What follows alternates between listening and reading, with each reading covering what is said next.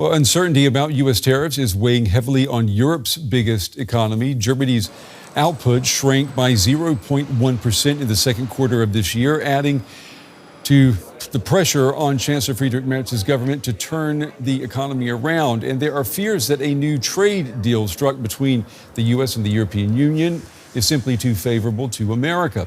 Mercedes-Benz has reported a tariff hit of hundreds of millions of euros, although it insists the deal is good news overall. All right, to delve deeper into these figures, I'm joined here at the big table by Stephen Beardsley from our business desk. So, Stephen, let's look at these numbers here. The German economy is still shrinking. Surprised? I think economists would say that they weren't surprised. They expected this, and a lot of this spins really around the tariffs, as many of our viewers would expect. In the first quarter, we actually saw a light boom, or light sort of bump, I should say. And that's because many importers were ordering more from Germany and from other European countries, trying to get ahead of what they knew would be a rocky tariff time. And so there was a slight bump.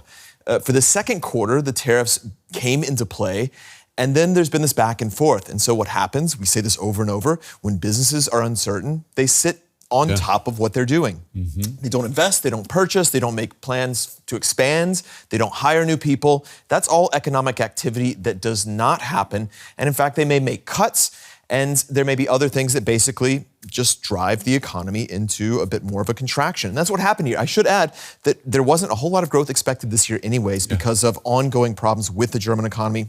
Some of those structural, some of those just due to things that we're seeing in the world right now. And there's some really ugly numbers here. I mean, we've got the German car giant Mercedes saying that its net profit has plunged by nearly 70%. I mean, that is a huge hit, isn't it? It's not alone there either. Right. It's especially foreign car companies that have been hit hard, as is the design from Trump. Now, Mercedes, Volkswagen, a lot of these companies, they do build in the United States. They would seem to be immune from some of these tariffs, but the way that works is that they're importing a lot of components that it may not make sense for them to tool and make there in the U.S. And under the letter of the law, they are net importers of these car parts, even if they put them together there, and so they still face these tariffs.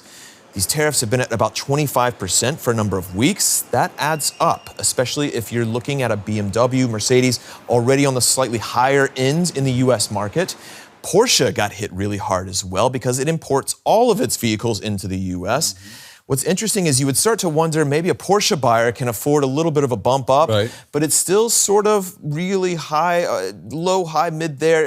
Obviously, we've seen some curtailed purchases. Ferrari, on the other hand, has just bumped up prices and said, look, we're not afraid anything's going to happen. If you can afford a Ferrari, you can afford a Ferrari. All right. Since we're talking about money, the German government, it has approved a draft budget for 2026 today.